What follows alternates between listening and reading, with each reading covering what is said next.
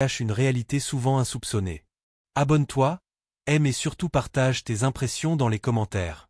Parce qu'ici, chaque légende mérite d'être racontée et célébrée. Étoile en cercle. Rita Marley, pendant plus de 40 ans, a été bien plus que l'épouse de Bob Marley, bien plus que la femme d'un icône mondial.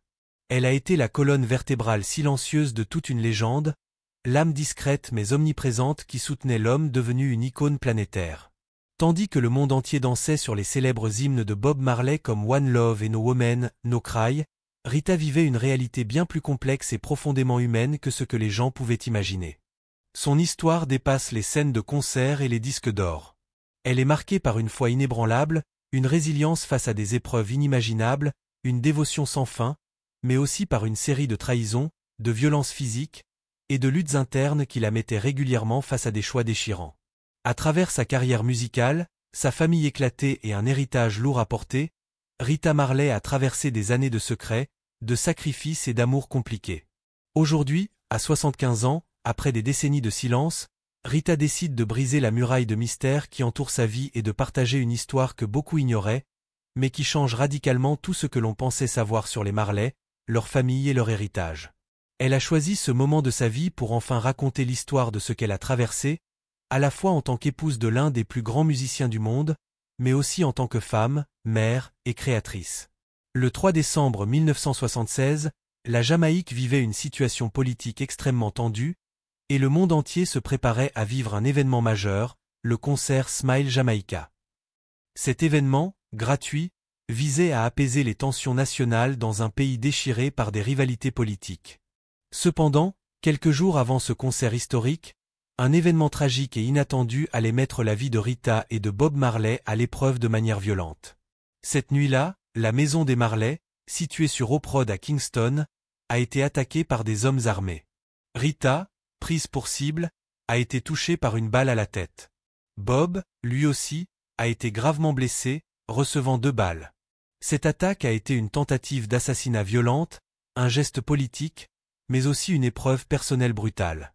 Inimaginable, cette tentative d'assassinat n'a pas eu raison de la force intérieure de Rita.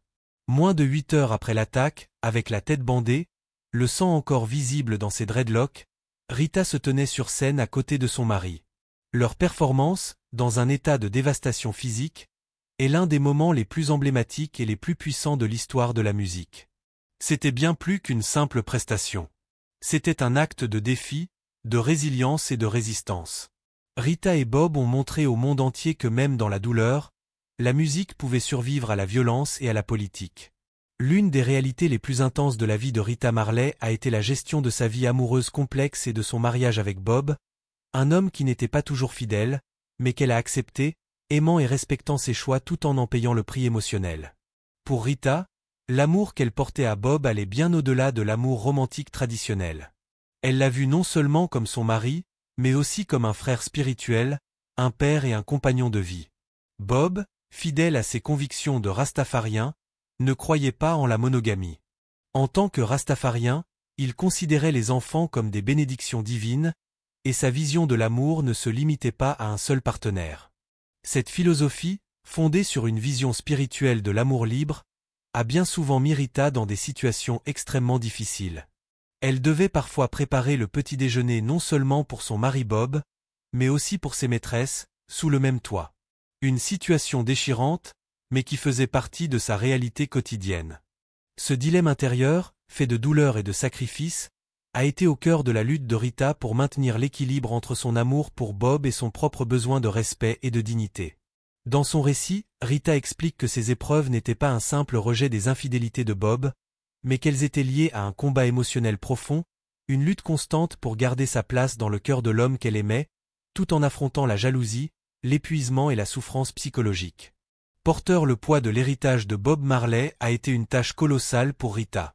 Après la mort de Bob en 1981, elle se retrouve seule à gérer la succession de l'homme qu'elle a aimé, non seulement sur le plan personnel, mais aussi professionnel. L'absence de testament a ouvert la porte à une guerre juridique intense qui a duré des années.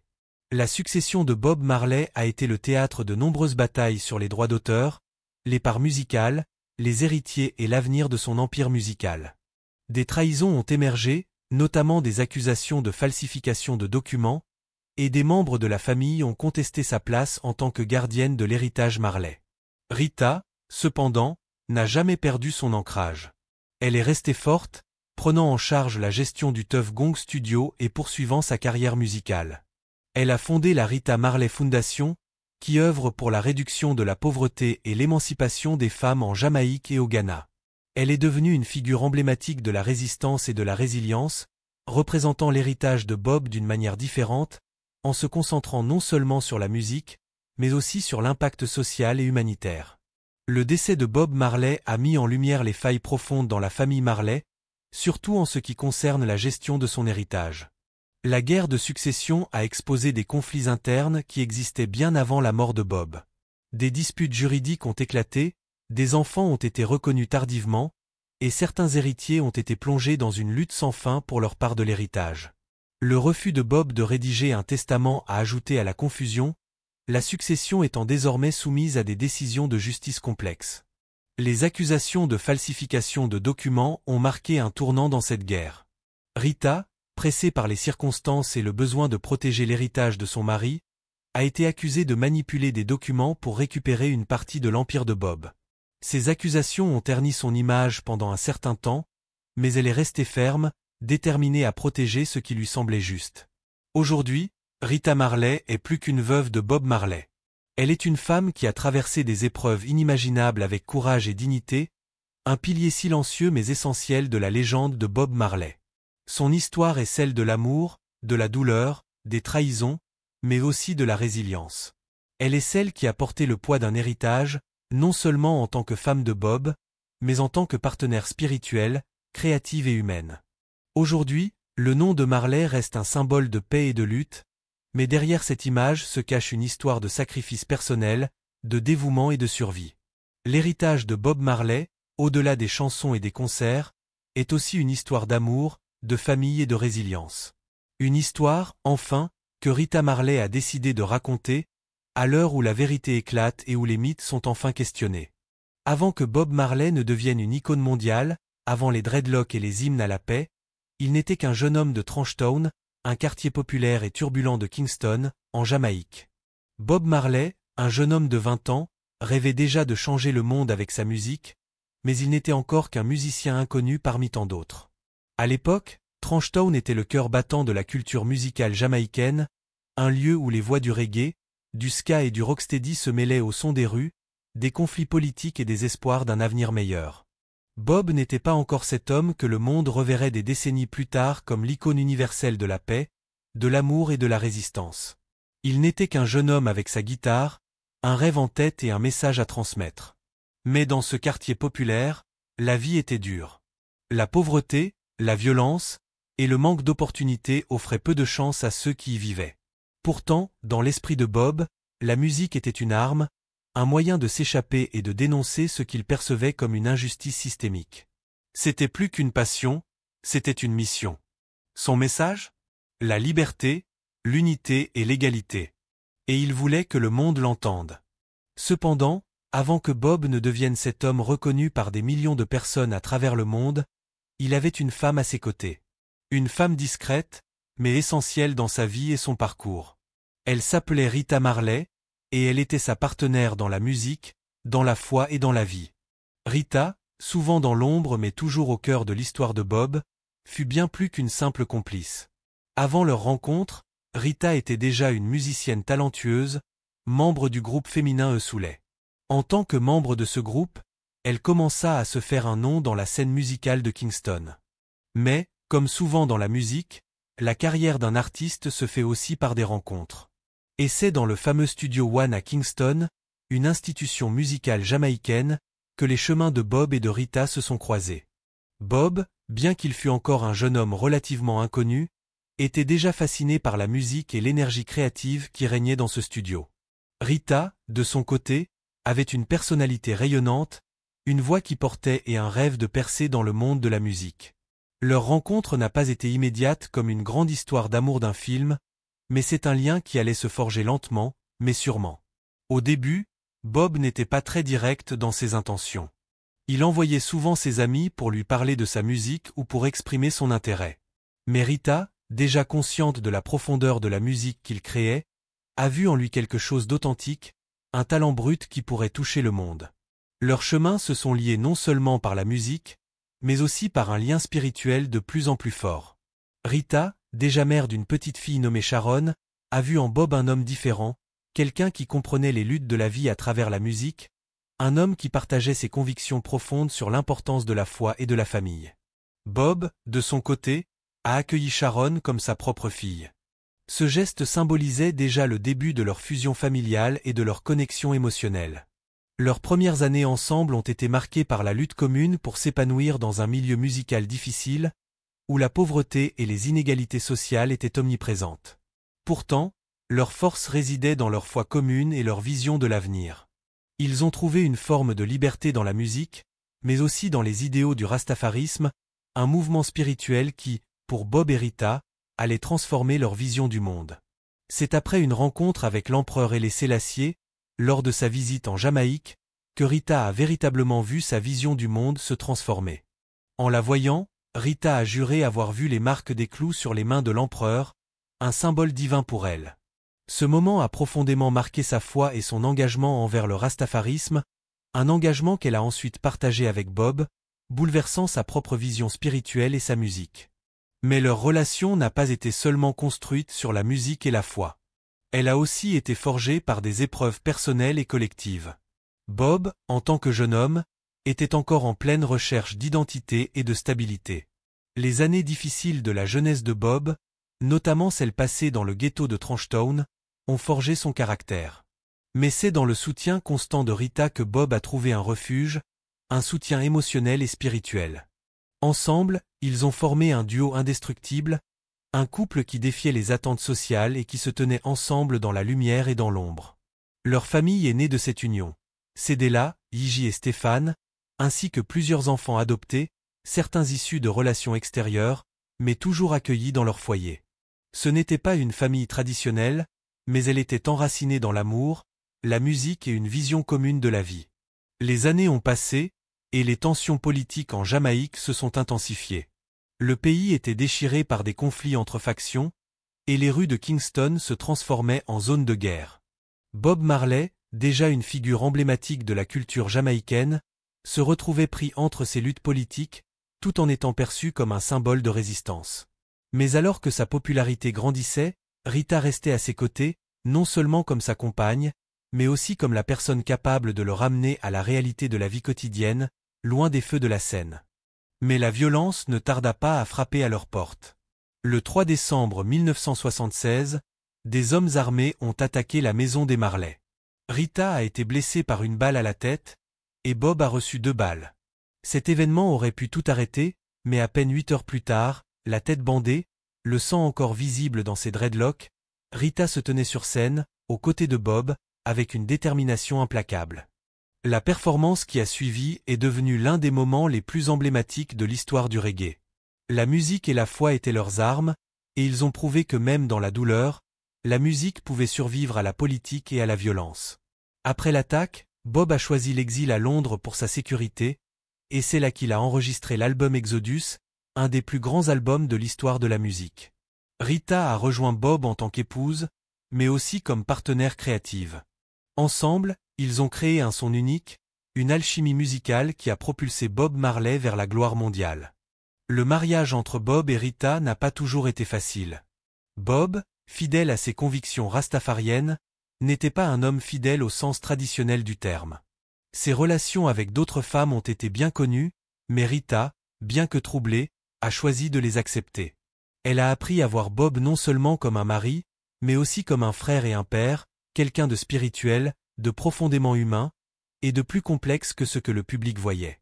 Rita a écrit qu'elle devait parfois se convaincre de voir Bob comme un bon frère plutôt que comme un mari, et bien qu'elle ait ressenti de la douleur, elle est restée à ses côtés. La grâce, plutôt que l'amertume, était sa réponse. Les années ont continué, et Bob a été diagnostiqué d'un mélanome acral lentigineux en 1977. Rita est restée auprès de lui, l'accompagnant dans ses traitements en Allemagne et à Miami. Même dans les moments les plus difficiles, elle est restée son pilier, sa protectrice et son ancrage. Mais leur vie a pris une tournure tragique lorsque Bob est décédé en 1981. Ce fut un moment de douleur immense pour Rita, mais aussi un tournant dans sa propre vie. Elle est devenue la gardienne de l'héritage de Bob, gérant sa succession et affrontant de nombreux défis juridiques et personnels avec une résilience silencieuse. Aujourd'hui, le nom de Marley reste un symbole de paix et d'amour, mais derrière ce nom se cache une histoire humaine, pleine de sacrifices, de lutte et d'espoir. Bob Marley et Rita, ensemble, ont construit quelque chose de bien plus grand que la musique. Ils ont laissé un héritage complexe, humain et fascinant, une histoire qui continue d'inspirer et de toucher les cœurs du monde entier. Le reggae n'était pas encore un genre mondialement apprécié. Trenchtown, bien qu'étant le cœur musical de la Jamaïque, était un lieu où la musique se mêlait aux tensions politiques et à la pauvreté omniprésente. Bob n'était qu'un parmi d'autres, essayant de se frayer un chemin dans une industrie dominée par les défis socio-économiques. Son rêve? Changer le monde avec la musique, diffuser un message de paix, d'amour, mais aussi d'égalité et de liberté. Il voulait que le monde écoute ses mots, ses pensées, et qu'il partage cette vision d'un avenir plus harmonieux. La vie de Bob Marley était une course contre la violence de la rue, une lutte contre les injustices sociales, mais aussi une quête personnelle pour trouver sa propre identité. Il n'était encore qu'un artiste inconnu, un jeune homme dans un quartier déchiré, mais il portait déjà en lui l'esprit du reggae, une musique de résistance, de révolte et d'espoir. Mais ce qui allait véritablement créer un son révolutionnaire. Rita a contribué au groupe The Wailers, apportant sa voix puissante à la richesse musicale de Bob. Mais leur relation n'était pas seulement professionnelle. Elle était aussi forgée dans les épreuves qu'ils traversaient ensemble. Les années ont passé, et les tensions politiques en Jamaïque ont atteint leur apogée. Le pays était divisé entre factions rivales, et les rues de Kingston se transformaient en véritables champs de bataille. Bob, avec son influence croissante, était désormais un symbole politique et culturel. Il devenait la voix d'une génération désireuse de résister et de lutter contre l'injustice. Mais la gloire ne venait pas sans son lot de défis. Les pressions politiques et sociales ont exacerbé la violence autour de lui, et un jour, dans la nuit du 3 décembre 1976, tout allait basculer. Des hommes armés ont attaqué la maison des Marley. Rita a été touchée à la tête par une balle. Bob a reçu 2 balles. Cette nuit-là aurait pu marquer la fin de leur histoire. Mais la résilience de Bob et Rita était plus forte que la violence qui les frappait. Moins de 8 heures après l'attaque, Rita, la tête bandée, se tenait sur scène aux côtés de Bob. Ils ont prouvé au monde entier que la musique et la foi pouvaient triompher là où la politique et la violence échouaient. L'attaque a laissé des cicatrices, mais elle n'a pas brisé leur lien. Bob et Rita ont continué à lutter ensemble. Le combat pour la survie de Bob, la douleur physique et émotionnelle, n'ont fait qu'intensifier leur union. Après l'exil de Bob à Londres, où il a enregistré l'album Exodus, Rita est restée à ses côtés. Elle est devenue bien plus qu'une épouse. Elle est devenue son ancrage spirituel, sa confidente, sa partenaire créative. Ensemble, ils ont traversé des moments de gloire, mais aussi des épreuves. Bob n'était pas un homme fidèle selon les normes traditionnelles. En tant que rastafarien, il croyait en l'amour libre et avait plusieurs partenaires. Rita, bien que blessée par ses relations, a appris à accepter la réalité de son mariage. Elle a écrit qu'elle devait parfois se convaincre de voir Bob comme un frère aimant plutôt que comme un mari. Mais malgré tout, le respect et l'amour demeuraient au cœur de leur relation. Ils ont traversé ces épreuves ensemble, non sans douleur, mais avec une dignité et une compréhension mutuelle. Quand Bob a été diagnostiqué d'un mélanome acral en 1977, Rita est restée à ses côtés. Elle l'a accompagné dans ses traitements à travers le monde, en Allemagne, à Miami, et a continué à lui apporter son soutien sans faille. Le 11 mai 1981, Bob est décédé. Pour Rita, c'était la fin d'un chapitre, mais aussi le début d'une nouvelle phase. Elle est devenue la gardienne de l'héritage de Bob. Elle a dû lutter contre de nombreux défis juridiques, gérer l'héritage et la succession de son mari, tout en affrontant des attaques publiques. Mais elle est restée ferme et fidèle à la mission qu'ils avaient partagée. Rita Marley n'a jamais accepté le rôle de veuve. Elle s'est vue comme la partenaire spirituelle de Bob, la protectrice de son héritage. Aujourd'hui, l'héritage de Bob Marley s'étend bien au-delà de la musique. Il s'est transformé en une marque mondiale, avec des produits écologiques, des vêtements, et des activités philanthropiques soutenues par les enfants de Bob et Rita. Mais malgré la fortune, les conflits juridiques et les blessures internes persistent. Le monde mérite son moment. Torche électrique. À très bientôt pour une nouvelle aventure pleine de découvertes.